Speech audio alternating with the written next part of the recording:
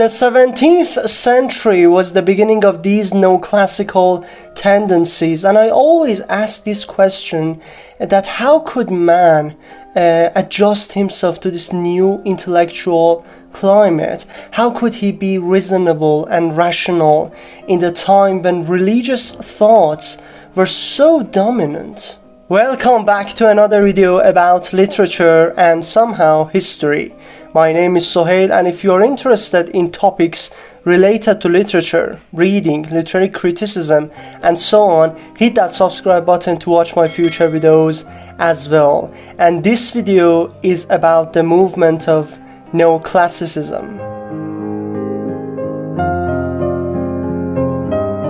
The secularization of values, which had started in the 17th century, increasingly challenged various forms of religious orthodoxies, which had been matters of life and death since the Reformation. The process has continued to the present time, characterizing Western society as a secular society.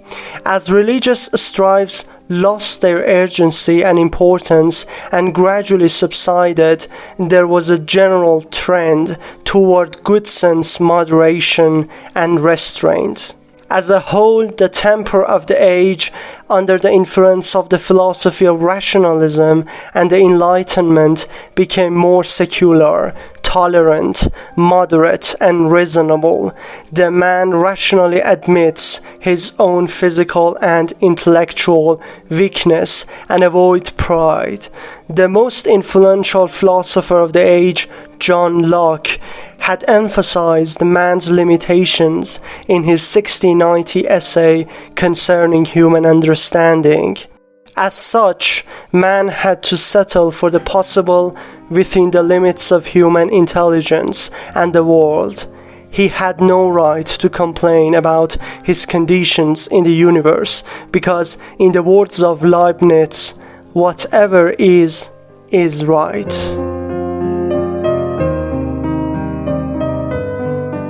And then we have the beginning of neoclassical movement in France, where it was developed in the hands of literary geniuses such as Racine, Moliere, and Corneille.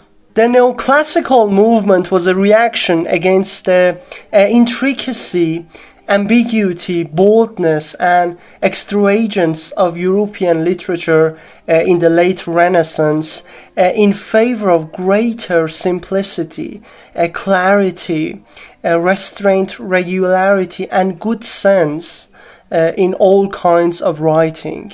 Generally, the spirit of the age is classical because the implications are clear. I mean, social conventions are more important than individual conventions. Reason is more important than emotion.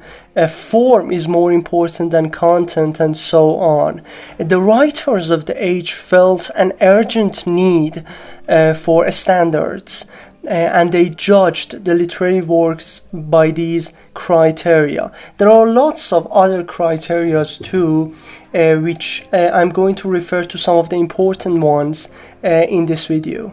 Some of the keywords also considered as some criteria for this movement are the nature, the ancients, the rules, the concept of genius, and also the concept of wit.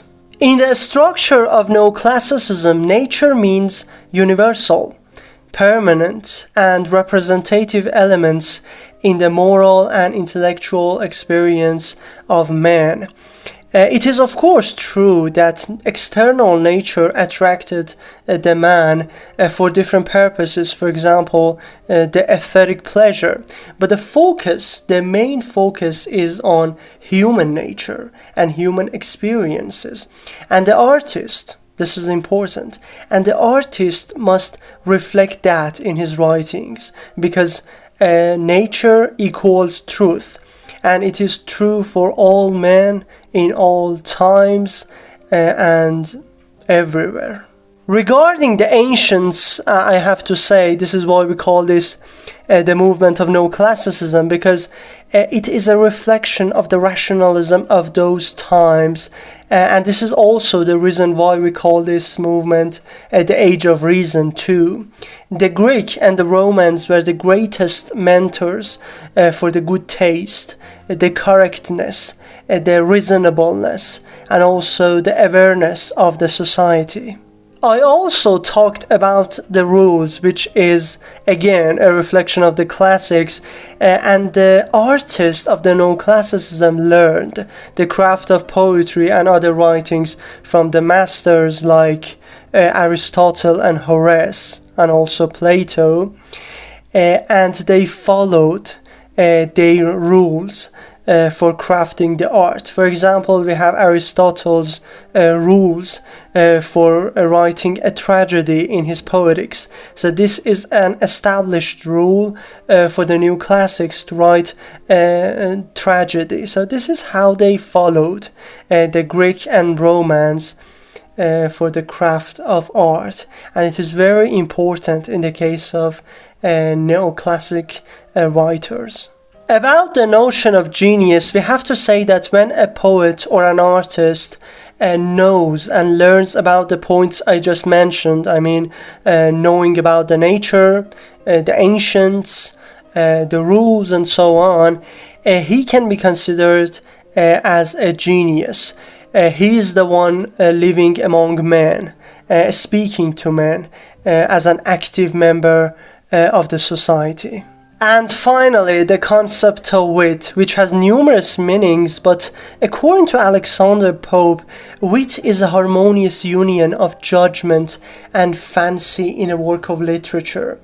A beautiful description, which means that although wit refers to fancy and imagination, in the Age of Reason it must be under control and according to some principles, and not to surpass passion, energy, or originality, but to make the artistic work more effective and more influential.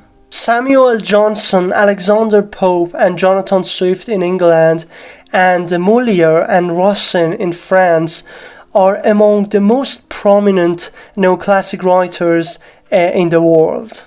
Alright, this was a short video about the movement of neoclassicism, but it was to the point, and the most important notions are discussed here, which is a concise package of information for students and professors of literature as well as the common people. Hope you enjoyed this video. Thanks for watching, and don't forget to subscribe. Take care.